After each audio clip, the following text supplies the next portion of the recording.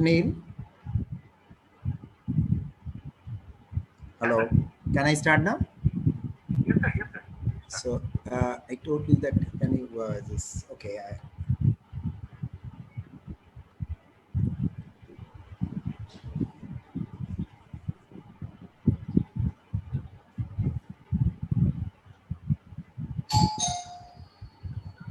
Good evening, and on behalf of Gemas, I want to welcome you all in the Gemas Masterclass. Today is the 10th Masterclass. We are doing this program for near about 2 months, so more than 2 months. And today the program is on the case-based discussion on the management of acute variceal bleeding. So today the faculty for this meeting is Dr. Shetu Babu from Hyderabad. But those who will be participating in this discussion, we have senior faculties from Kolkata.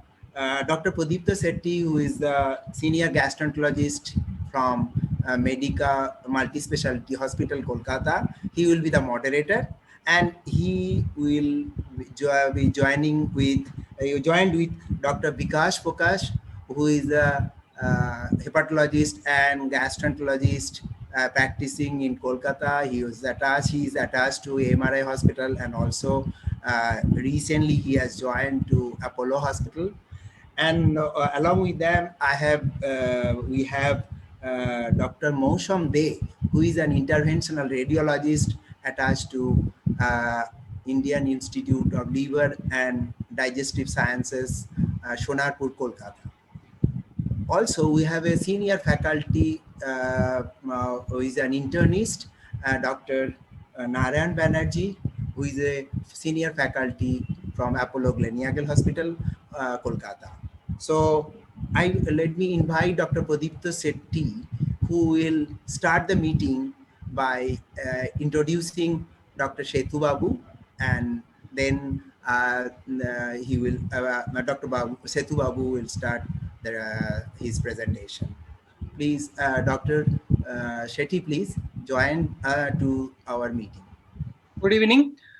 Once again, I welcome you all to the Gemas Masterclass. I'd like to thank Dr. Sujit Chaudhary and the organizers of Gemas Masterclass. We all know this is an ongoing teaching activity of Gemas Masterclass. Today, the topic is case-based discussion on management of acute varicose bleed. We will discuss a couple of cases with our panelists. I have the honor to introduce our esteemed speaker, Dr. Sethu Babu. He passed MBBS from Andhra University with 6 gold medals. He did his MD from Osmania University and DM from AIIMS New Delhi. He is retired as professor of Osmania Medical College. Currently, he is working as a senior consultant at Krishna Institute of Medical Sciences, Hyderabad. He has been training and examiner of DNB students. Presently, also, he is a governing council member of NB board. Now, I would request Dr. Sethu Babu to speak on the topic. Over to you, sir, please. So I'll start my slide sharing first. Yeah.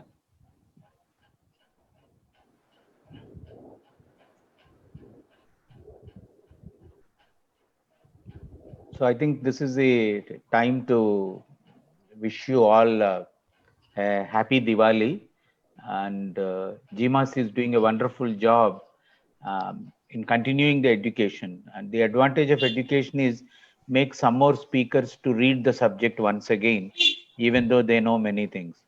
Welcome, Dr. Narayan. I think what you could do is you could stop and give your impression. There won't be any questions. And Vikash would critically analyze the talk and give his experience. And wherever there is an intervention, I think we could probably talk. The easiest subject which any gastroenterologist can talk is variceal bleeding, because he will see every day in and day out. It will not be difficult as to say that this is a big problem. Let me start with one of the case series. Here is a 52 years man was brought to the emergency room with an episode of large blood vomiting. There's no history of non-steroidal anti-inflammatory drugs. There is no history of acid peptic disease, and there is no history of alcohol. At the time of evaluation, his pulse rate was tachycardic. He's a mildly hypotensive with a increased respiratory rate. There is no clinical evidence of icterus, edema of feet, and he remained afebrile. His cardiac evaluation is normal. On the abdominal examination, found to have 5 centimeters splenomegaly with no free fluid. Now, what to do with this man who has come with a large episode of blood vomiting? The assessment shows that he's, had a significant bleed. So you start with irrespective of any case, we start supportive care. Standard teaching is start large IV lines, access. You send the standard labs and order for a blood. You may not transfuse, but order for blood. Check his hemoglobin and PCV as a baseline marker, because whenever some call comes saying that there is a bleeding, our immediate question is what is his BP and what is his hemoglobin. These two are something like true markers, and then you start IV fluids as a standard protocol. And the reaction in ER for any patient is to start with an IV PPI. This syndrome is seen everywhere, irrespective. The benefits we will discuss it later. Whether every patient who comes to ER with a history of bleed should be given a PPI or not is a big debate issue. Now we proceed with the diagnostic approach to get to know the cause of bleed. Now look at the standard of presentation, and we want you to look at this particular column where one third of the patients, almost like 28% of the patient, have bleeding varices or bleeding because of portal hypertension. Now, what happened with the PPIs coming in a big way? I think now we are reaching probably something like 50-50. Acute GI bleed in an ER, in a tertiary care center, I guess it's about 50 to 60% could be even variceal, depending on the center with which we treat. So I think varices forms, while of course another 40% or so is acid peptic disease. Now, how do you assess the severity in ER? There is a conventional scoring called the Rockall scoring and Glasgow Blatchford scoring. These are all used or said in the books rather than really put to use. But I was very impressed with a score, which is so easy to practice, particularly in liver cirrhosis. This may not be applicable to non-cirrhotic bleeders because we check albumin and INR as the critical factors. These two are very important for a chronic liver disease. An altered mental status, whether it is hepatic encephalopathy gets setting in, and hypotension and elderly. I think for those with these risk factors, the mortality could be as high as 30 to 40%. I was impressed with two articles which were published, and those people, who wants to follow, they may note down the reference that the role of endoscopy in acute gastrointestinal bleeding in real-time practice. In fact, this has changed the entire methodology by which we practice gastroenterology. And the temptation of a gastroenterologist or the threshold for a gastroenterologist so significant that the moment the patient is found stable, we want to quickly find out what is the cause. Even if he is not bleeding, as early endoscopy is much better, or elective endoscopy is much better than postponing, saying that like he's all right, don't do anything. There is a very interesting debate which was published in early this year on the timing of endoscopy, and this is a randomized study, and it said you take about 6 hours to 12 hours to do an endoscopy, and 6 hours seems to be a benchmark to do endoscopy to find out the cause of GI bleed in these people. Now, in our patient, it is so significant that when he has a splenomegaly and a large bout of vomiting, we have very quickly make a diagnosis of variceal bleeder, And you look at endoscopy, I actually copy pasted slides, I admit, and we all have in our reserve slides, but this is a spectrum that you can have. Everything can look silent with a big columns of veins running. There could be large veins with a small incipient ulcer, or there could be a small ooze from a small leak here, or there could be a torrential output like a water jet. There could be a large blood collect. Here you can't say whether patient is actually bleeding or the blood is collected now ongoing. And here you could see, you may not see anything actually. The whole thing is filled with blood. So all these things are possible to happen in a given case of patient variceal bleed. This is the spectrum. Earlier people used to die with the story of Devadas ends because he had a large variceal bleed. But I think with the therapeutic interventions, the mortality from variceal bleed has reduced significantly, and today we can, every gastroenterologist, it need not be XYZ, most of the centers somehow are able to intervene and stop the bleeding and give a better quality of life for all those cirrhotics who bled. Otherwise, the mortality could have been around 40 to 50%. Now, the variceal veins is the villain of the entire story. Actually, this slide can be discussed for an hour looking at various causes of varices. Suffice for me to say that it can start from portal vein thrombosis, various etiological causes, to chronic liver disease of various etiological causes, and hepatic venous thrombosis or IVC thrombosis due to some causes, all could lead to portal hypertension and lead to esophageal varices. Look at the natural history of esophageal varices. We are quite concerned about those people who have esophageal varices with an underlying chronic liver disease. That's a real problem for us. And they could be a compensated cirrhotics, they could be a decompensated cirrhotics, or they could be in a bad shape. Decompensation of different degrees, I'll just show you the stages that it could be. And once he's got a late decompensation, if such people get variceal hemorrhage, they may have a refractory ascites, hyponatremia, AKI HRS picture, encephalopathy, and liver failure, and the mortality is very, very high if he is not taken care. So we are actually concerned with that group of variceal bleed where there is an underlying liver disease rather than those people who have got a very good compensated liver status. Now, what decides the varices? Just a word, I don't, this itself can be again discussed, is the hepatic wedged venous pressure gradient. That is, it is the hepatic venous pressure gradient that decides the entire thing. And the magic figure is 10, and anything above 12, it could be dangerous. The chances of bleed is very high. So when somebody wants to talk a bit about beyond hemoglobin and beyond blood pressure, then a gastroenterologist or a hepatologist would ask, did you measure the HVPG? Is it high? And HVPG can be measured through any venous axis to the hepatic vein. So now you have, I told you the magic figure is 10. So you can have somebody who is compensated with no varices. This is quite possible. A small percentage of people surprisingly were found on ultrasound to have a liver disease, but their varices are, unless you are very, very careful, sometimes we do report indeterminate or poorly defined varices.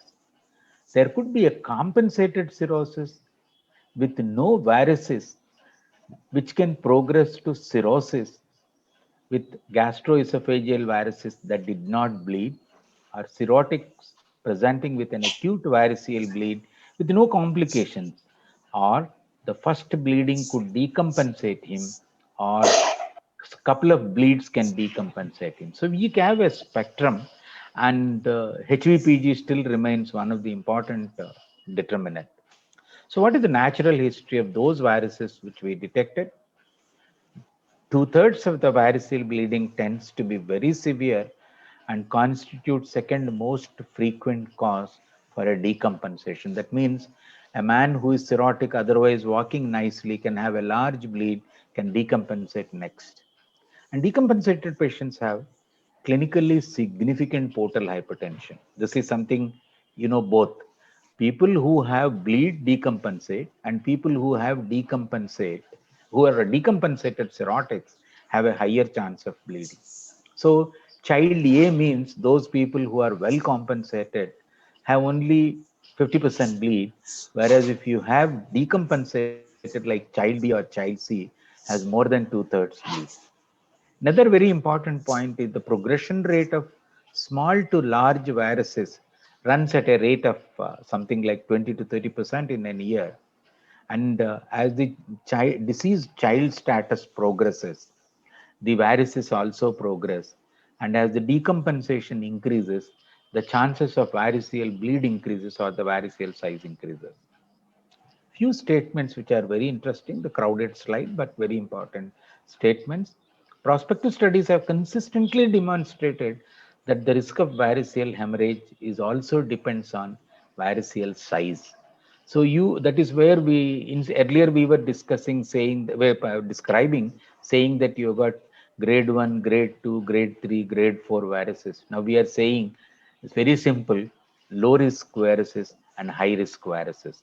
Now, this is, though the back gap is borderline, the reason could be that we can identify those veins which have a little red or veins running on the veins could be a high risk when the tendency to bleed is very high. The overall mortality with one episode of bleed could be very high, and the mortality risk is particularly high when variceal hemorrhage is associated with other concomitant comorbidities.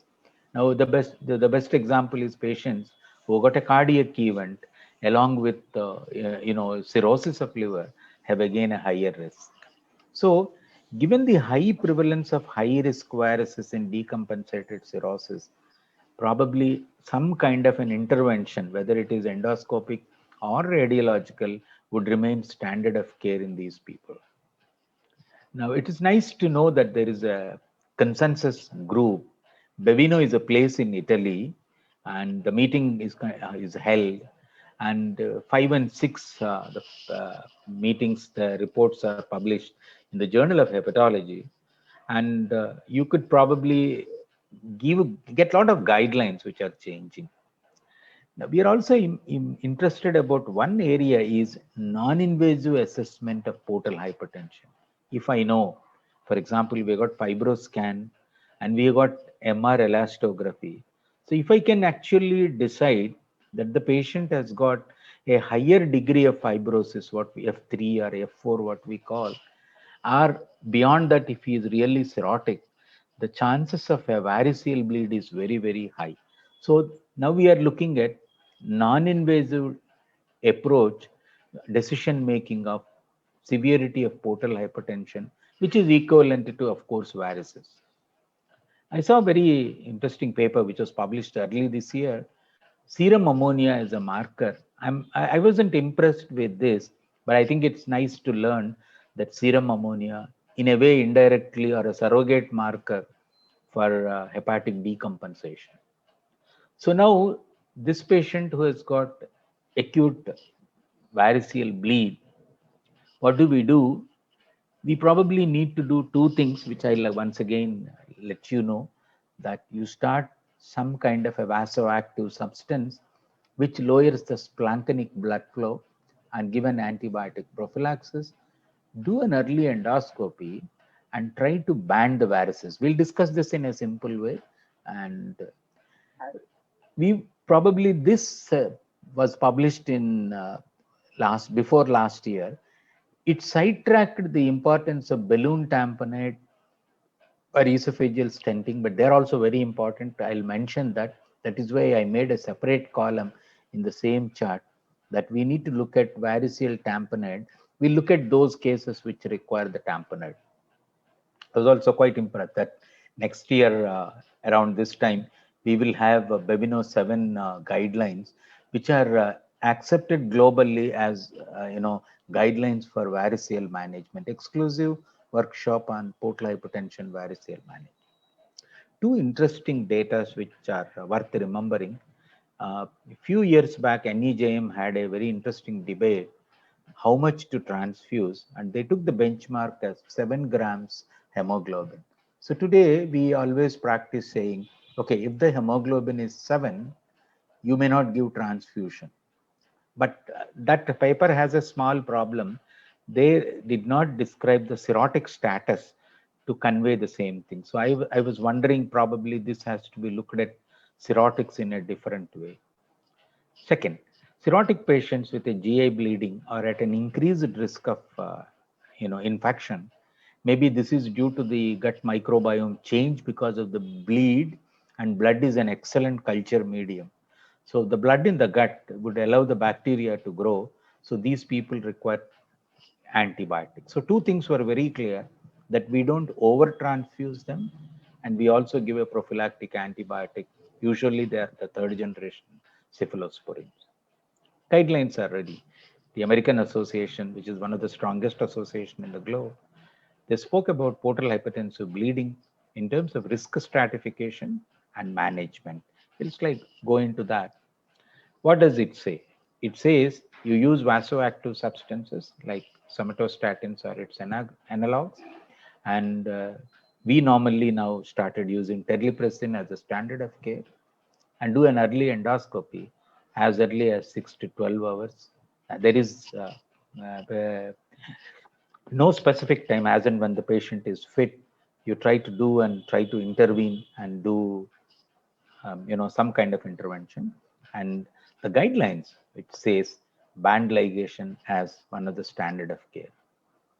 So vasoactive substances, lot have been discussed, and terlipressin remains one of our best drug. And today, any patient who walks, somebody calls me at night 2 o'clock and tell me, listen, you have one of your patients whom you have been treating cirrhosis has come with a bleed. I say, okay, start him on terlipressin and check the hemoglobin and start the blood. So terlipressin is a standard of care.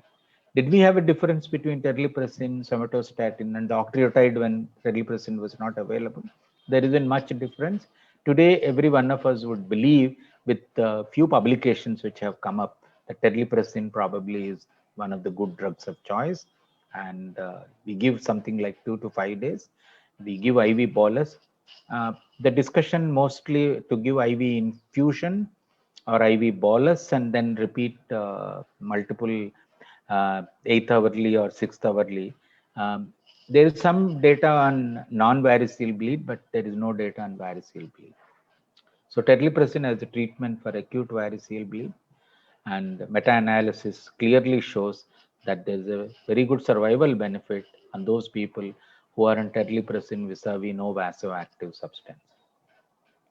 This is one which was actually slightly underplayed in the latest article, but let's just make a mention because this is where we all grew up to manage the varicose bleed, the typical Sangstake in Blakemore tube, and it's very clearly indicated in those people who are uncontrolled bleeding, or transporting a patient from primary level to the tertiary level, or if there is an unsuccessful banding. Sometimes it happens that we do esophageal band ligation, but we feel we are not happy or the ongoing bleeding. We become helpless because of the continuous ooze. We might resort to putting a tamponade.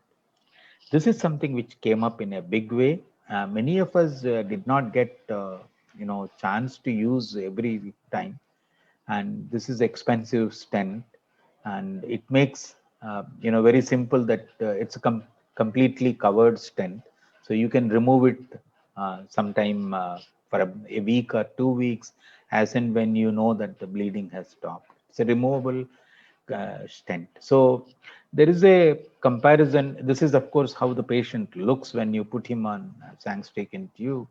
This is the esophageal balloon, and so this is the gastric balloon, and this is esophageal balloon and stent. Now there is a comparable data about 4 years back that probably stent is better than tamponade. I mean, that depends on the availability in a place where stent is not accessible to us. When we want to put a stent, the stent is not available, and when stent is available, patient cannot afford is some of the issues. So esophageal stenting as a bridging therapy for with instead of direct shunts seems to be one of the important approaches to control the bleeding. Then comes the endoscopic therapy. Earlier, when I was a student at All India Institute, we have learned doing sclerotherapy, and we do repeat sclerotherapy. Maybe over experience, we have learned to do sclerotherapy better. Our complication rates are much less.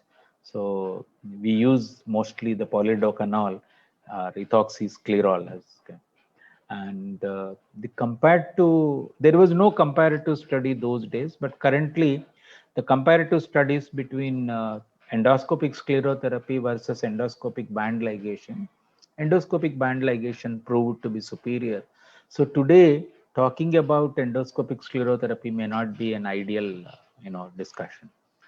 It was introduced as an alternative, and what we look at is we put on a 6 to 8 or even 10 bands in one sitting, and the procedure is quite simple, and it's a sought after procedure. And we look at the word called eradication of varices. So you get satisfied that what you saw on day one, after 3 or 4 sittings of repeated multiple banding, you saw the eradication of varices, and interestingly, the chances of bleeding is less. I must caution here, eradication of varices is only one factor, but the hepatic decompensation has less to do with the eradication of viruses, because the ongoing process in cirrhotics make them susceptible to other complications, and eradication of viruses might help you to wait for a transplant. So this is how the endoscopic bands, and this is the device. By rotation you can release one band. These are the bands mounted. It is mounted on the endoscopy, and though this is a cartoon, but this is exactly what happens. You try to suck a vein, suck it till it disappears, and then apply a band. The procedure is simple, and most of the time, with an experience, one can finish it off in 5 to 7 minutes, and 5 to 6. It has 5 bands, and there is a marker band where we know that once you get this blue kind of band, you know that you are left with only one band. So you have bands up to 10 also. So what happened to our patient whom we have? He was started on terlipressin. In fact, one of the team members suggested, why don't you consider Sangstakin? But the endoscopist came and said, and now, no, we'll directly go for a band ligation. So before I take case, I would request Dr. Pradipto to make a couple of comments on comments. Actually, they're not a question. And how does he react to the so-called endoscopic band ligation as a standard of care? Yeah. So even maybe in 2003, when I was doing DM, that time there is a shifting from sclerotherapy to band ligation that time. You're So right. initially I had my thesis on complication of sclerotherapy, and we started doing band ligation. And now band ligation is established. No more we are doing sclerotherapy. Only few once maybe very small varices you want to do sclerotherapy can do. Otherwise, most of the time it's almost obsolete. And band ligation is a very good procedure anybody can do. And but you have emphasized the role of tamponade. Yes, tamponade. Many times we face a situation. Sometimes you do endoscopy, can't manage, can't see anything, and a couple of patients we have put a Blackmore SBTU, and that patient recovered successfully. Next day after deflating the balloon, can go for the endoscopy and band ligation then. So but we have now terlipressin. Maybe the tamponade, the role of tamponade has come down. If you combine the treatment of terlipressin with endoscopic management, and we are more successful, maybe now almost 90% patient can manage the bleed. And Do we ask Vikash also to make a comment? If Vikash is yeah, because just I a couple of maybe he can put some more light on the how to choose which vasoactive drug to use in a particular patient? Is there anything, any specific patient, like any whether to choose somatostatin after tide or terlipressin, his choice, or his how to choose the? You can give a comment regarding that. Vikas, would you like to say? I will before to answer very interestingly. When terlipressin was not available, octreotide was our standard drug. And only one caution with terlipressin is it is such a vasoactive. If the patient has got a coronary artery disease, you should be careful. I read a paper where you might give even a sublingual, sorbitrate while you are actually doing terlipressin, and keep a very close watch on these people. And terlipressin will have a problem if the patient also has a creatinine elevation. I think Vikas should comment on a couple of these areas. Yes, sir. Sir, I think terlipressin is the standard drug which we use. And before use of terlipressin, if we see the patient has any cardiac disease, immediately before giving terlipressin, we always do an ECG to see if there is an arrhythmia or some blocks going on, because terlipressin can precipitate arrhythmias. If the patient is a follow-up patient of us and the patient has been intolerant to terlipressin or has had complication of terlipressin, if it's mentioned in the case sheet, will like to avoid terlipressin and will give octreotide for that patient. I think this is the only modification which we can make if there is a contraindication to terlipressin. Otherwise, we'll go for bolus terlipressin as a standard. That's the proven pharmacotherapy along with band ligation, which should be done for acute varicose bleeds. So one of our policy, particularly the alcoholic fellow, will do bedside 2D echo also in the critical care, and keep a monitoring this.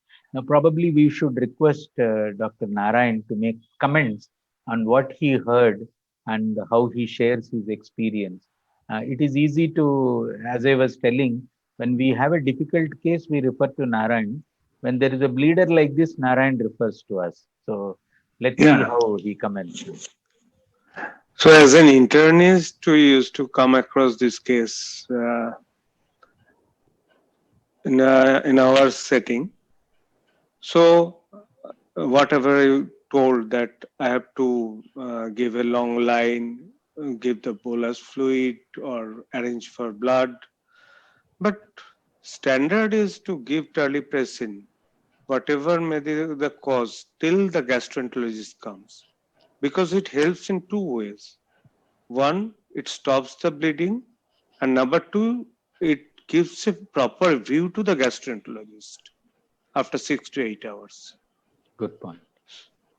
So now we go to the case 2 scenario. Pradipto, you agree Yeah, that? yeah. One or two comments. Like some patients are Yeah. really, they're very sick, like decompensated, they are massive bleed, and many times you have to intubate in the ICU or intubate in emergency also. I think better to what I feel, somebody having massive bleed, rather to during the endoscopy that patient might aspirate. Better to intubate, do an endoscopy, put banding. It's easier to do that. Yeah. So, what is your comment, sir? The question is how the patient is there, and if the patient is really a decompensated cirrhotic, he would be very bad.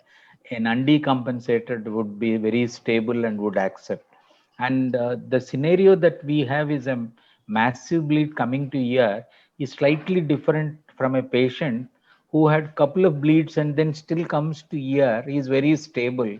So one of our resident calls in the night, sir, there is a patient referred, he had bleed, now he is very stable. And then you immediately say, our tendency is, then post him for an endoscopy tomorrow. We might on the same sitting do a EVL, is a standard of care. So before we go to the next case, I have a question for the Vikas and you. And if you get a case like this in the middle of the night, do an endoscopy in the night itself, or what is your practice? Vikas and you, sir. I think that's a very difficult question, sir, you have asked us. It's very, the person who is seeing the patient, they can only take the decision whether the patient needs endoscopy at that moment itself.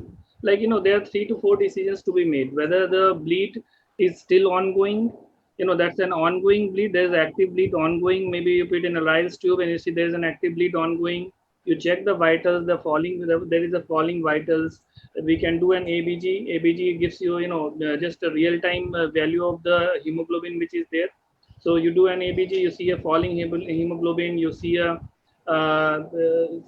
rising pulse rate, fall in blood pressure.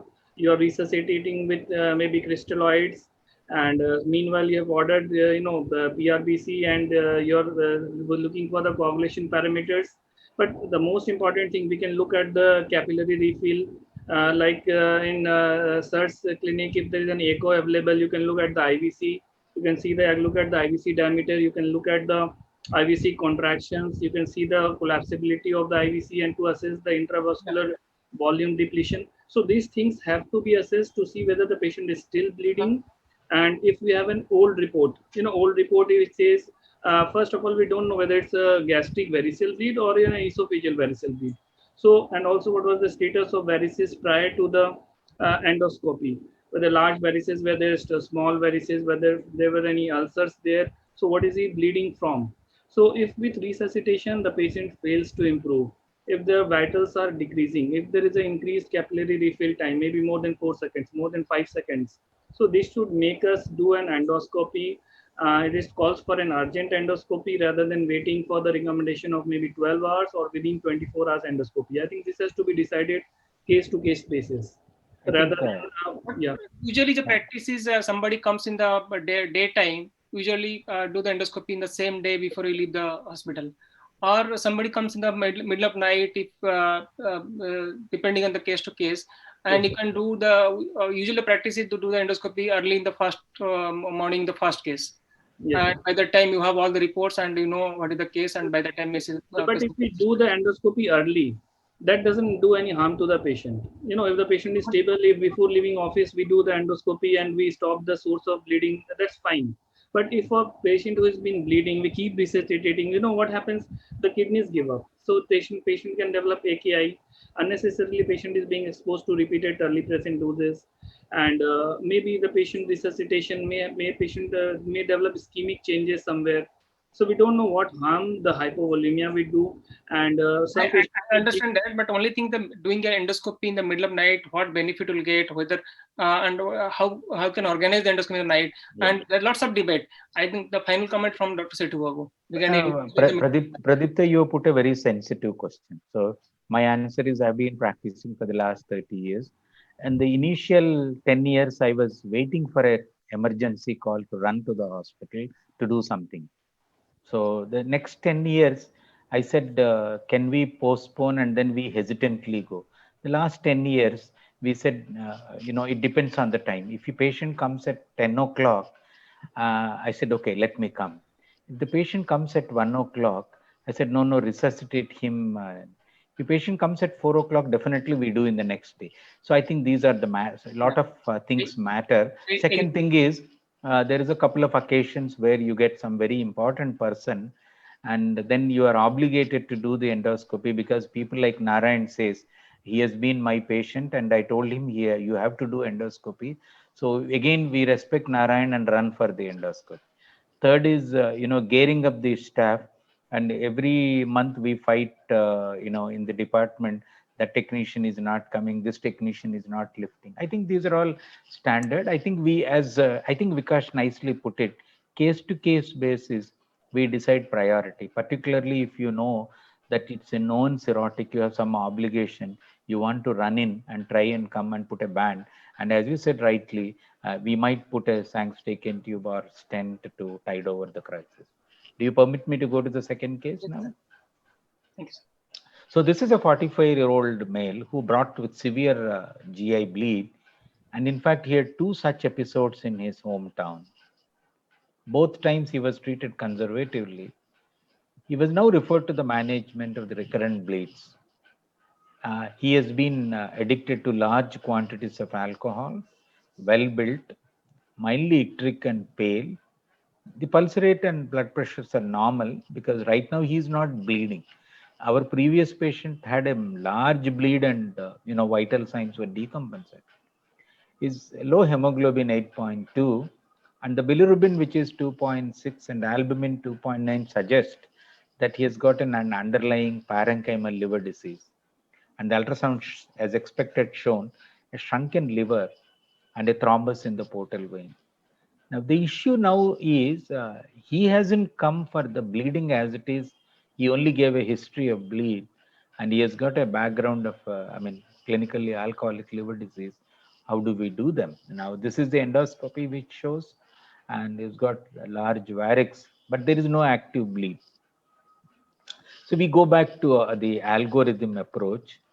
If there is no further bleed, we might consider him for using a medical management or pharmacotherapy, and we also combine with band ligation. When people like Pradipta or Vikash see such a fellow, they tell them, listen, we will do 2-3 bandings for you, then we put you also on non-selective beta blocker. This is an absolute standard of care. And if the EBL has failed or he is not tolerated, then we might consider some more definitive therapy. But here I should warn that you want to do a procedure called TIPS, provided he goes for lists himself for a transplant. We are of the opinion if the patient doesn't go for transplant, doing TIPS may have certain limitations. There are ethical consideration, cost consideration, complications, because if you use TIPS and if it gets thrombosed, of course now we people are using completely covered and better stents, and the stunt patency is so good. But otherwise, before making TIPS, we counsel them that are you a candidate for transplant, because the finite therapy being transplant. So we repeat, this is a fellow who comes with something like a ongoing, had multiple bleeds. He would be a candidate for a non-selective beta blocker with an endoscopic variceal band ligation. So this takes us to an issue of pharmacotherapy of portal hypertension, and the drug of choice is non-selective beta blockers. And I might show you very these are the basic on which this cartoon is confusing. I'll skip it, but one could see that non-selective beta blockers, through the cardiac output mechanism, they increase the portal blood flow, and they try to interfere with portal hypertension. So you must see the ideal drug which can help. Propranolol has been ever since way back 1994. The propranolol has been started as the excellent care, and the data with propranolol and placebo showed a phenomenal reduction of recurrent bleeds. Subsequently, nadolol came and carvedilol came, and still many centers use propranolol as standard of care. We could discuss the dosage, and the propranolol, you have a target of 25% reduction of the baseline heart rate as one of the clinical efficacy assessments in these people. There are a lot studies which are published on nadolol and carvedilol. I just quickly go through 3 or 4 data which have been published. Carvedilol has been a favorite drug, but unfortunately, though it has shown good results with placebo, uh, somehow the randomized controls did not make much impact. Carvedilol is given by a good number of people, but majority today's practice still we prefer propranolol. We'll take opinion from Vikash and Pradipta on this issue. Carvedilol for prevention of variceal bleeding in a systematic review showed reasonably good benefit, but there are also data which showed that it did not show benefit. Prevention of progression of small to large varices is another very interesting. That means if you use early non-selective beta blockers, the progression of the veins to from small to large has been reduced. This is something which is also because of the hemodynamic changes which happen. So this could be one of a favorite point to start very early non-selective beta blockers. And also you need to stratify risk in preventing the recurrent variceal bleed. And a result of a meta-analysis, it's shown that if you use beta blockers along with endoscopic band ligation, The benefit is very good in child A and probably a little less in child B and C. But today, one could say that we use an endoscopic band ligation with oral beta blockers as one of the best care for prevention of recurrent bleed. Beta blockers do not increase the efficacy of band ligation, but independently they help in preventing the bleed. So, in a multicentric prospective randomized control trial, when propranolol and endoscopic band ligation and combination therapy tried for primary prophylaxis, there is an equivocal benefit irrespective of the data. Today's standard of care is using endoscopic band ligation, which I have shown, combining with the non-selective beta blockers. Some use carvedilol, some use propranolol. Propranolol has certain limitations, and one such limitation is that you can't use in severe degrees of cirrhosis, and there is also no data that carvedilol is safer in those people, but one might still consider using some kind of drug to reduce the portal pressure. So one could probably try to say here that non-selective beta blockers can be used as a monotherapy in certain patients, but when you come, EVL alone is somehow is not taken as a care. Combining with propranolol or carvedilol in different centers has its own advantages. Beta blockers to prevent decompensation. There's a very interesting study which has shown up that if you use early beta blockers, even the decompensation progression would be slow. But that depends on several other factors. It all depends on the ongoing liver damage. So what happened, probably I should inform Dr. Narayan, we had a sea change in the last 10 years when hepatitis B, 20 years I should say. Hepatitis B and hepatitis C were the real big diseases during that time. Alcohol remained more or less the same. It continued to increase slowly, and we added up NASH cirrhosis as very important. So the picture slightly changed. We at one time thought hepatitis B and hepatitis C completely eradicated, and we may not have a practice. Then suddenly NASH came into the hepatologist arena and filled up the gap. So today we have something like roughly in different centers, half cirrhotics due to NASH and half cirrhotics due to alcohol. This varies, but roughly for an understanding, we could do that. So beta blockers, when you give early, they probably help in may slow the progression of liver cirrhosis. This is my favorite drug, statins. We happen to review literature, and we have a fairly good group, almost about 40 to 60 patients who are on statins. And now we also combine statin with carvedilol after an endoscopic band ligation. We should wait and see how these people are going to do.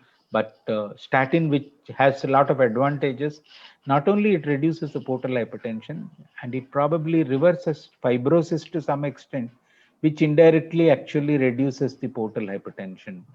And also there is some very interesting data which has been published that it even can prevent hepatocellular carcinoma.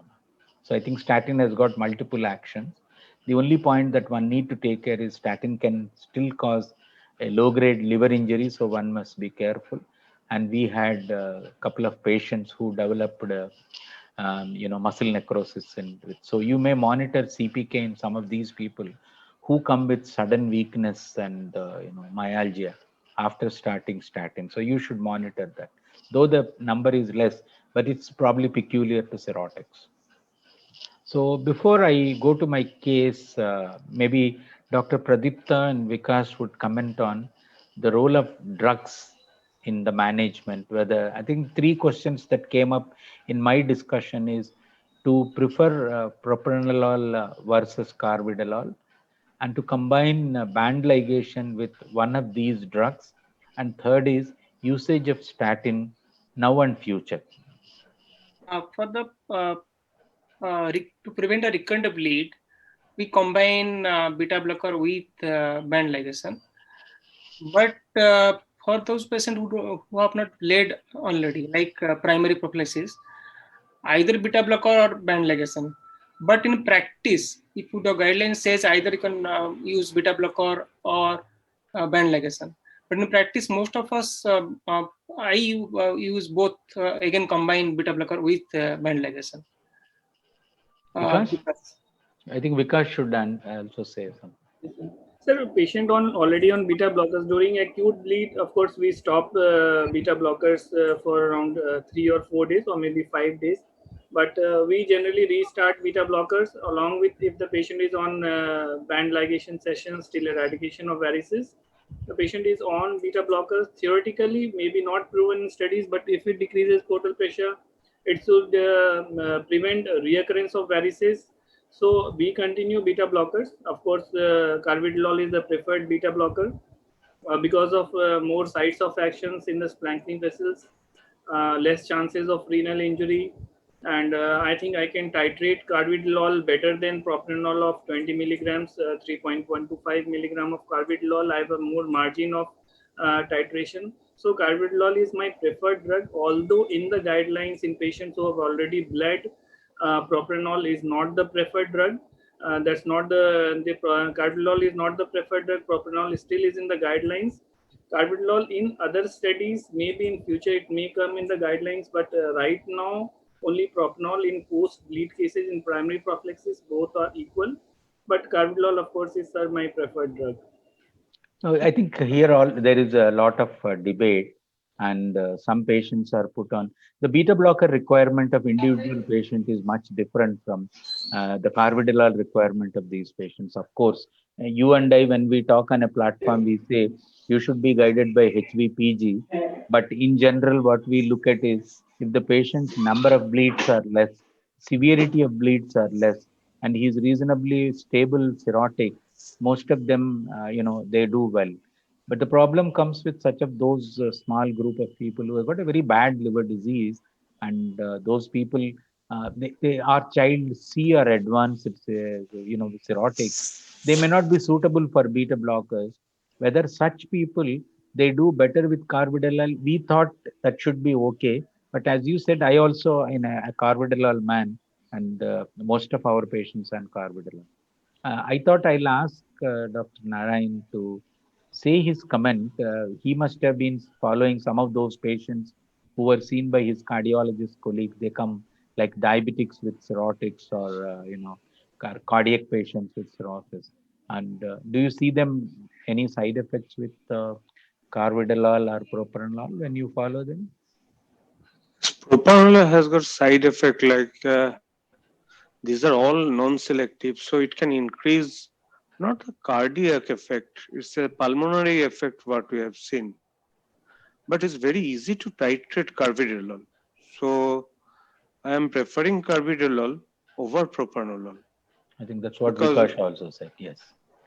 And it is easy. What you said is the point, right? The problem with propranolol, there is one small advantage of propranolol is it has got a dual action. One action is cardiac action, another action is the local action at the splanchnic vascular. So there is a dual effect, and the target that has been fixed for propranolol, 25% reduction of the heart rate, was not actually translated with carvedilol trials. And somehow, if you look at the carvedilol trials, are not very encouraging. They were on borderline, and there were a couple of discussions which said propranolol is still remains superior to carvedilol. Time and best we to wait. Now, I want Vikash and Pradipta to say about the statins. Um, practically speaking, I have never used statin for this purpose. There are studies. I also I saw your slides. I have never used statin for this purpose. So our patients are in a combination of I think I have about 15 or 16 patients who very sincerely follow, and NASH cirrhotic and alcohol cirrhotic, reasonably compensated. They do very well with the combination of statin and carvedilol. The selfishness theory in these people is the statin reduces the fibrosis. Statin is is very protective, and there are multiple mechanisms, and statin prevents HCC. Very interesting data. So maybe you should look once again whether to keep these people on statin. That's your comment regarding statin use. Particularly for my patients, sir, for this indication, definitely there is a proven benefit of simvastatin. But sir, I have not used for this purpose for decreasing fibrosis, considering the fact that lifestyle modifications, decrease in weight, there's aroglatazar for fibrosis reduction, although not in cirrhotics, and there are newer drugs, obeticholic acid. So everybody is claiming that this is beneficial drug for fibrosis. So, sir, if there is just a marginal benefit which may not translate into my clinical benefits, so I don't want to overburden them only for this reason. Of course, if they have a dyslipidemia, statins are always a preferred drug. But that also, sir, I focus more on lifestyle changes and decrease, and not the endothelial mechanisms of statins. Sir, for this purpose, I am not using it. Is may come in the recommendations. They are showing a beneficial effect of simvastatin, sometimes rosuvastatin. But for this prevention of HCC and decrease of fibrosis, sir, my still preferred regimen is a decrease in weight and change in lifestyle modifications and other drugs. Like, sir, even if the patient is diabetic, GLT-2 inhibitors have shown to be of benefit in decrease in fibrosis. So what drugs to be used in these patients, sir? Do you use all of them for decrease? And what's the exact benefit range? If it's marginal, I don't generally like to start for marginal benefits, sir. I think probably this is a different debate which has to come. The advantage of statins. Statins have been a wonderful drug. You ask a cardiologist, he will say, "Oh, it's a wonderful drug." And they have rosuvastatin, which is now much more efficacious. But whatever data that has come up is only on simvastatin, and we actually presented a small series in one before last year, INSL, sorry, on small experience and on using simvastatin. But I think the gold standard lies in showing significant reduction of HVPG when patients are put on carvedilol and statin. But somewhere, if you read the theory, statin is a very attractive drug. You probably get attracted when you read. Maybe time is the best check. Maybe next year when we talk on this, we might say statin is much better. I'll go to the case 3 now. Yeah, before that, one or two comments regarding beta blocker. We know the issues of beta blocker in cirrhosis also. So, regard your comments regarding when to not use beta blocker at all in case of in cirrhotic patients. Bad cirrhotic. Like Bad cirrhotic. He's beyond child C. He doesn't come down. Refractory ascites. There's a refractory ascites, sir, or maybe if this child C, maybe 13 or 14 is the score. Beta blockers, at least in refractory ascites, beta blockers may not be of much help, particularly if you are using propranolol and the patient is developing renal failure, HRS, and renal dysfunction. I think these are the class of patients we can avoid, directly go for band ligation as the primary modality of. Agreed. I'll go to the case, third case. Before that, one comment. I just want a comment from Dr. Mausam regarding TIFs in acute varicose bleed. How difficult or how easy it to organize a TIFs in acute varicose bleed? Dr. Mausam, please. Good evening. I'm coming to that. Actually, I haven't invited yet Mausam.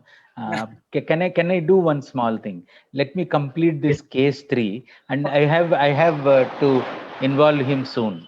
I agree. Nice of you to calling him. I think let's present the clinical perspective, and he will come and say the difficulties. It is not all that easy. Let's go to this. And this is where probably a third case where there's a 46-year-old lady who brought with severe melena and an episode of blood vomits. She was diagnosed to have chronic liver disease and found to have abnormal LFT. She had a positive autoimmune serology. She was reported to have large gastric varices and was on propranolol for portal hypertension. She didn't bleed at that time. Now she comes with an episode of bleed. And the endoscopy shows, of course, classical large gastric varices. So we have the third issue of a large isolated gastric varices. This is a big problem. In fact, we don't want to see this, but you do have two things or three things happen. One, you have large esophageal varices with minimal gastric varices. Unless you're very careful, stretch it on retroflexion, you may not see it. Then you have esophageal varices, no esophageal varices, only gastric varices, another big problem. And you have a third group where you have combined esophageal and gastric varices. I think each has to be looked at differently. So gastric varices is another pathological, portosystemic shunts that occur in patients with portal hypertension. Compared to esophageal variceal hemorrhage, the gastric variceal bleeding tends to be more severe and associated with more high mortality. The prevalence varies something like 5% to 30-40%, and gastric varices bleed less commonly as compared to esophageal varices. The bleeding point is less compared to esophageal varices, but once bleeding occurs, it tends to be very severe. That's a game there, and you need to, sometimes you see a gastric virus, you are not very sure. Shall I wait till it bleeds? And when it bleeds, it becomes severe. So there is a very less discussion about prophylactic management of gastric viruses. It is less discussed, and we are all afraid to see a gastric virus compared to an esophageal varices. Dr. Yes, sir. Sareen, who? Sir, I would like to comment here.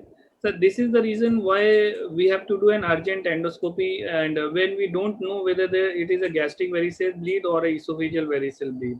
So before doing endoscopy, how do we know, sir? No, I agree with you. No, here the point is, I'll tell you very simple this one.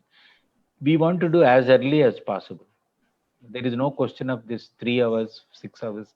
I think Pradipto has nicely said, if the patient is in the morning hours, you just call the ER people and say, send the patient to endoscopy. I'll finish off now itself.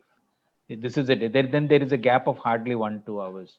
The problem comes when we are talking for an analysis or a statistics, doing endoscopy for picking up gastric viruses shall be a different kind of story altogether. What you said is absolutely true. Do as early as endoscopy, and you change your pattern, because what you don't want to see is a gastric varix. You don't like it actually. You can handle esophageal viruses much better. There is a point in what you said. You do, but the statement that you made is a contestable statement. That is, we do endoscopy to differentiate esophageal variceal bleed or a gastric variceal bleed in a cirrhotic is a standard, but endoscopic indication for that, we have to justify. But there is a very, very good point in what you said. Take it, noted actually. So the treatment of an acute hemorrhage from gastric varix, it's an isolated gastric varix, the treatment would be roughly the same as what you do for esophageal varices. And the endoscopic therapy for a gastric variceal bleed is much stronger than that of esophageal varices. I mean, you can say esophageal varices, wait for a minute, as Vikas said, terlipressin alone monotherapy could even, control some of these bleeders while you are waiting. So I think the standard of care would be to give them N-butyl cyanacrylate, injection to them. There are a lot of issues that has to be discussed, and a lot of care. We use what is called 5-step regime to give, this glue, which the moment it enters or gets the moisture, it gets solidified. This everybody knows, and so this remains standard of approach to these people. There's some impressive data is also coming that when you do glue injection to the isolated gastric varices, those people who are experienced with endosono might even take the guidance of endosono to do, maybe in an experienced hand where I have done number of patients, I say, no, it is not required. But with the technology available, if you have somebody, young enough to do an endosono and guided gastric varicose injection, seems to be a very impressive care. So this is how you actually retroflex the scope and see the vein, and that is a bleeding, and then you inject, and so you lose the catheter. You should be careful with the endoscopy system, and you have your own way of controlling the whole procedure. Now the problem comes, gastric varices have severe bleed, and some people now wants to control the bleeding. Then they resort to TIPS as the highest rescue procedure in its management. So if a patient comes with a gastric variceal bleeding, the tendency is to stop the bleeding with a glue injection. Half of them get controlled, but maybe around 30-40% continue to bleed in a big way, and that's where probably the radiologist comes. Now he's already there. I would skip a couple of these slides and talk about the fourth case, when probably Mausam can come in and comment on this. This is a patient, 58 years, who is under follow-up in a liver clinic, the chronic liver disease, and was on beta blocker and simvastatin. He reported with a massive bleed. An emergency endoscopy was done, found to have large high-risk varices. He was subjected to band ligation and reported to have, initially the bleeding got controlled, but after 6 hours he again had a massive bleed and became hemodynamically unstable. He was resuscitated. Another endoscopy was attempted. I mean, Pradipta and Vikash would agree this is exactly what happens in sometimes because of the poor visibility and unsuccessful. And in view of the ongoing bleed, this case was put for an emergency committee meeting, including an intervention radiologist and a GI surgeon. And that's where probably, the third method. I was talking to you on pharmacotherapy. I spoke to you on esophageal tamponade using the Sangstikin tube or esophageal stent. And I was talking about endoscopic EVL or EBL, endoscopic band ligation. I come to the fourth one, and that's where probably Mausam plays a very big role, using early tips. Now, the problem with tips is you need somebody like Mausam who can really take care of these people. The procedure has implications and complications, but the benefits are highly rewarded. So I think this I was asking Sujit to make a reference. There is a American College of Radiology who has defined certain methodology for managing the gastric varices, and it is published. A very big review article has been published in the journal. So I was talking about tips. Maybe more would be talked by Mausam. So this has actually changed in some patients who are refractory and not controlled with any of the previous methods which we said. Tips he would talk, and I will just show you that transjugular intrahepatic portosystemic shunt, which is putting a stent across the hepatic vein and the portal system, and technically it is demanding. Patient should be stable and has its few implications. The New Year earlier stent blockade, actually we take this as a bridging procedure for a patient who is going for the transplant in next 4 to 6 months. And at least in our center, if the patient is not willing for transplant, we do not so much encourage on tips, and we explain that blockade of stent is one of the problems, but newer stents has a lot of advantage, which Mausam can tell. So I would cut short my talk about talking about tips. Another procedure is BRTO. I mean, I haven't had any big experience except hearing a couple of patients where you do the procedure through another methodology, but you need some requisites like that you should have a very good territories to do this BRTO. Maybe Mausam could comment on that. And of course, this is a procedure balloon occluded, stopping the gastric varices. But this seems to be again another attractive. Maybe a radiologist would do that. So PRTO describes, and there are other, you could use vascular plugs or coils called the PARTO or CARTO. So we now have TIPS alone as one of the treatment, or TIPS and BRTO can be combined, and TIPS and band embolization can be combined. So it all depends on how aggressive a given center how good the patient is, and how demanding the viruses are, and how good is his liver function. Everything decides the final outcome. So I would now request Mosam to come in and give his comments. Good evening, sir. Yeah, the floor is yours. Now, I just said we have the fifth option is tips, which is a favorite option. And we tell the patient, listen, you are not controlled by all our methods. So tips is your saving, with a comment on, as I was telling in our center, I won't encourage so much on tips if he is not willing for a transplant in a patient. And usually this is not a procedure to do in a non, you know, whose liver functions are very good. But still, if you have a patient who's got a refractory ascites and a, recurrent bleed, would be an excellent candidate for tips. Please, your comments. Sir, actually, the patient who has a massive upper GI bleed, say for example, there is IgV1 or something F3, which has been partially managed or unable to manage by endoscopic glue injection. When these patients are referred to us, what I always prefer to get a CT portovenogram.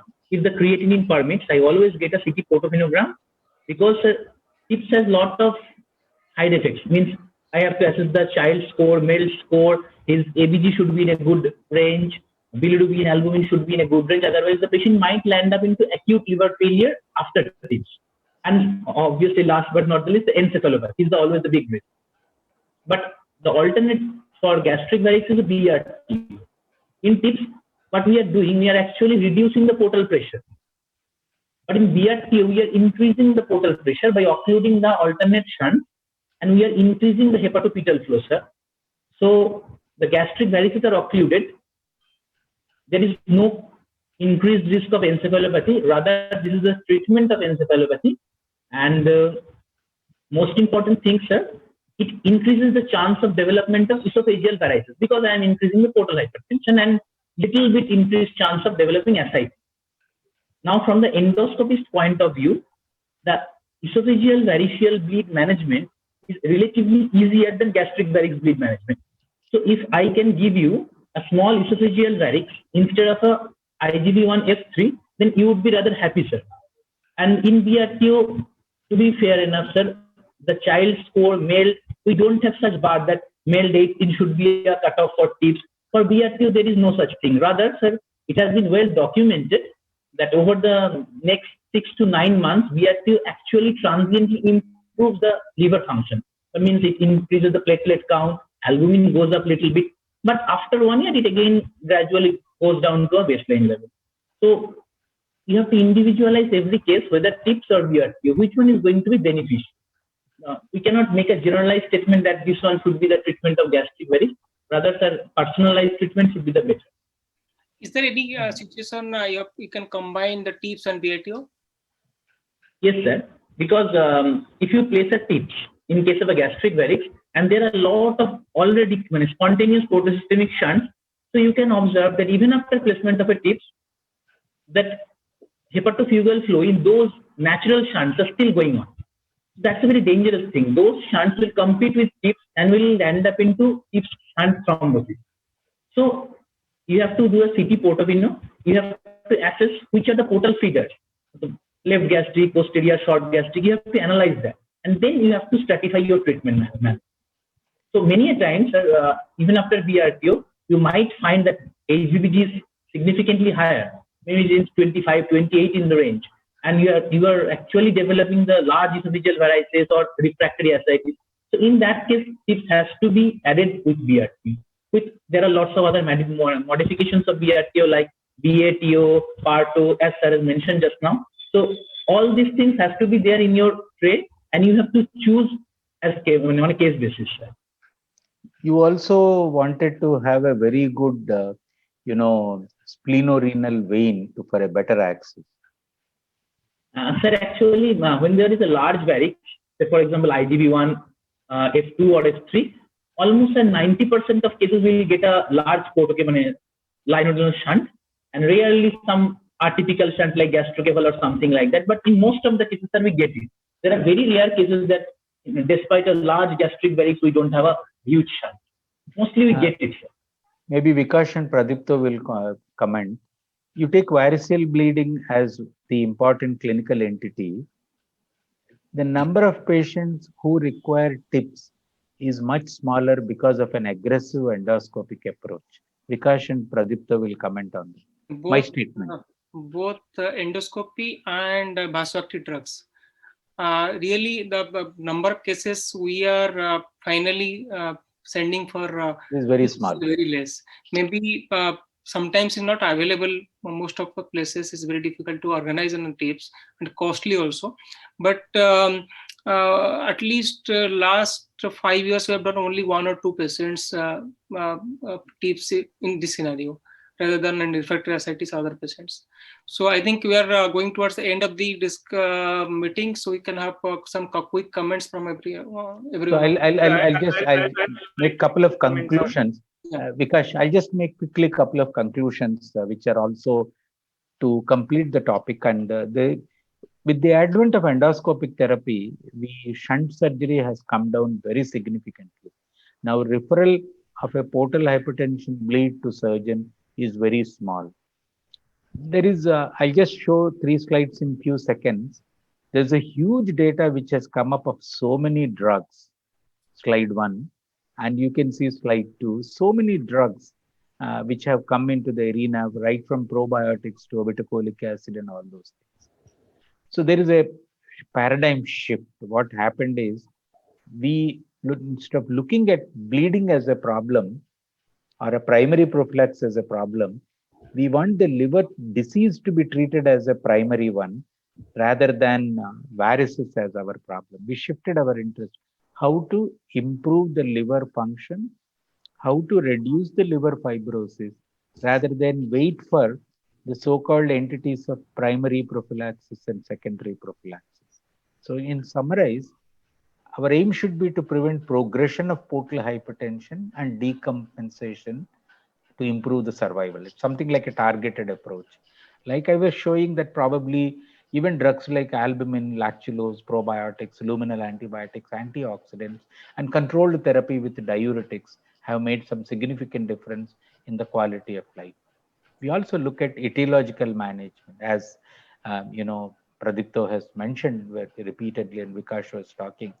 We look at lifestyle modification and treat the etiology like Hep B, Hep C, control of alcohol, and non-selective beta blockers like carvedilol and band ligation would remain standard of therapy.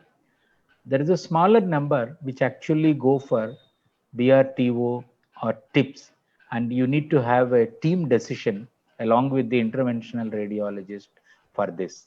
I think I must thank here for a wonderful talk. Now we can have the discussion on. Because your comment. Sir, regarding the tips in varicose bleeding, again, sir, the question remains same, whether we are going for a early tips or we are going for a salvage tips. So if we are doing an endoscopy and we fail to control the bleeding, on table we see that we are not able to control the bleeding. Tips. So if we want to send this patient for tips, like Masam said, Dr. Masam said that we have to have a angiography, the report, organizing the patient going to vascular lab or maybe a CT suite, then arranging a creatinine, arranging a CT, arranging the CT report, arranging the technician, then arranging counseling the patient. If finances are not an issue, all this is being said when finances are not an issue, patient has not developed AKI in presence of a massive bleed, and then we arrange a tips, which itself will take around 6 hours or maybe more for completion of the procedure. If we want this patient to go for tips, I think we will fail. However, if we are going for an early tips, like in patient who are already on vasopressors, maybe a B or maybe a CTP-C patient, we think this patient is going to bleed on vasopressors and we have time. So time is a very important constraint, sir. If the patient, we have to give time to the radiologist for the procedure to take place and take effect. TIPS itself has a mortality of around up to 50%. There is a 100% success rate, but the mortality rate is up to 50%. Even the 30-day mortality rate is 15%. So that makes it a very high mortality rate even for the elective tips. As a salvage tips, I don't think, sir, we should send patient for a salvage tips on table. I think there is your points are all well noted. I think what you said is the patient and the setup makes a lot of difference. You raised actually valid points. And Pradipto also said that majority of our patients are not referred to tips because of very high successful rate with endotherapy and non-selective beta blockers. But you have a select group where you might send them where they have refractory ascites and a recurrent bleed while they're waiting for transplant. Like our indication is if the patient is going for a transplant, then tips would remain one of the bridgings. Instead of saying no to everything, he shouldn't die of bleed while waiting for a transplant. So such of those patients, a small number may be benefited. Mosam, what do you say? Is it that you would do for everyone whom I refer, or is it that okay, you select this particular patient, he's got a very good liver function, but bleeding is the unique problem? You unmute your unmute. Yes, sir, I have unmuted, sir. Sir, the issue is the role of tips in the management of acute variceal bleed is very rare nowadays. In True. last 2 years, I haven't done a single case for acute variceal bleed. There are very few referral for recurrent variceal hemorrhage, that I agree. But the most common indication for tips today's world all over the globe is refractory ascites. Correct. That's the Correct. main. That's what I was telling. Even we probably with an aggressive endoscopic therapy, we may not refer for tips. The number is very small. Vikash, Vikash and Pradipto, can you comment on referring a patient of a variceal bleed for surgeon?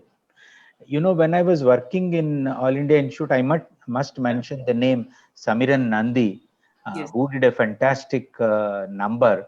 I was associated with one of his data. He used to have large number of those days. We all had lot of cirrhotics being a tertiary center. Now it is being distributed to many centers. Even people come there and different problems. And we were the first group to start his sclerotherapy. I must mention that Dr. Dinesh Bhargav, who actually taught me actually how to do sclerotherapy. We made our own, needles, then changed the whole thing. And now we're talking something, lot of fashionable approach to those days we did not know. But I think what we probably Vikas would also tell, do we refer some patients for surgery? Yes, sir. Now, I think last couple of years we have not referred, but initial years in Calcutta, maybe in 2000 up to 2010, Professor Soman Mitra, I think people must know.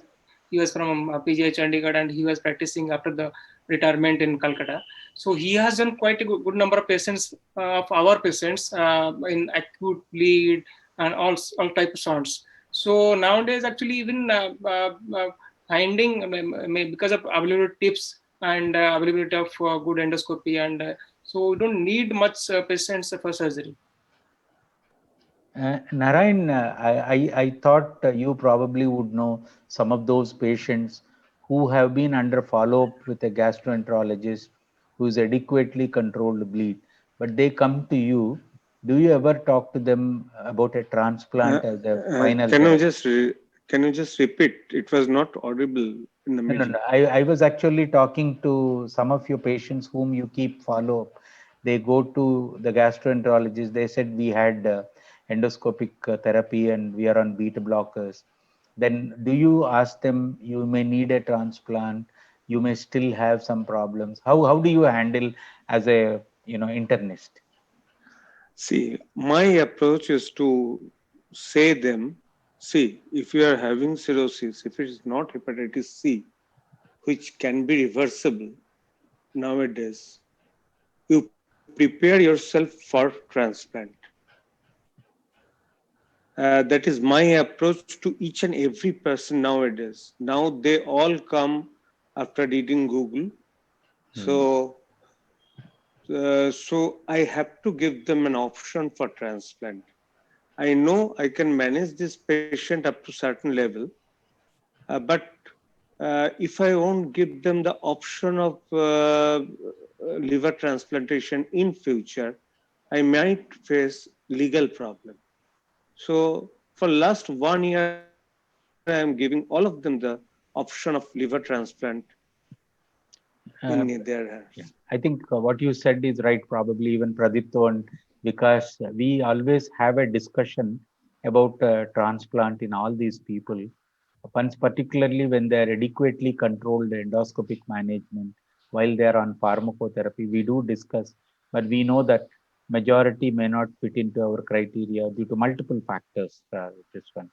I think, Sujit, I think we need to Kind of. bring you into this one. We summarize the entire talk by saying that acute variceal bleeding is a typical emergency. We need to do an early endoscopy, and Vikas pointed out you need to know whether it is esophageal or gastric bleed. Depending on the bleeding, we might use our techniques like tamponade and or endoscopic band ligation. Terlipressin is an ER treatment rather than gastroenterologist treatment. And once we doesn't subside with endotherapy, he might go for a TIPS or BRTO depending on the available technology. So we mentioned all these things, we made an indication, and I'm actually thankful to Pradeep and Vikash and Mausam who made his comments. And Dr. Narayan seems to be more intelligent than all of us because he made his presence by making typical, gastroenterology comments. And thank you very much for every one of you. Your final comment, Sujit. Over to you, Dr. Chaudhary, and give the vote of thanks and wind up with. And thank you, sir. On behalf of Gemas, I want to thank you very much for your real masterclass on varicose hemorrhage. You have covered the entire scientific knowledge about the management and important cases. And I also want to thank Dr. Pradipta for your for guiding the panelist, and also the guiding the case discussion. And also I want to thank Dr. Bikash, Dr. Mausam, and Dr. Banerjee for their participations. So lastly, I want to request Mrs. Soma Dev, who is the representative. Actually, this meeting is supported by Fairing Pharmaceuticals. So the final vote of thanks will be given by Soma Dev. Please, Soma, please. Yes, sir. Good evening, doctors. On behalf of Fairing, this is Shoma Dev, this Hospital Business Manager, Fairing Pharmaceuticals. Wants to thanks all of you. Thanks, Dr. Shethu Babu, for your wonderful speech and presentation. Thanks, Dr. P.K. Shetty, nicely moderating the sessions. And other dignitaries, Dr. Narayan Banerjee, Dr. Vikas Pukas, and Dr. Mausam De, for this case-based thoughtful discussion on active varicose bleeding. Especially, we would like to thank Dr. Sujit Chaudhary and Gemas Association for giving us this opportunity to support the scientific sessions on the platform of Gemas Masterclass. We are always be the part of this scientific kind of support, and we will continue in future also. At last, on behalf of Fairing, wishing you all and your family very happy and prosperous Diwali. Thank you, sir. Yes, sir. Good Thank night. you. Thank So, you. Good night. Goodbye. thank Thank you you all. very much. Thank you, sir. Thank you. Thank you. Thank you. Thank you.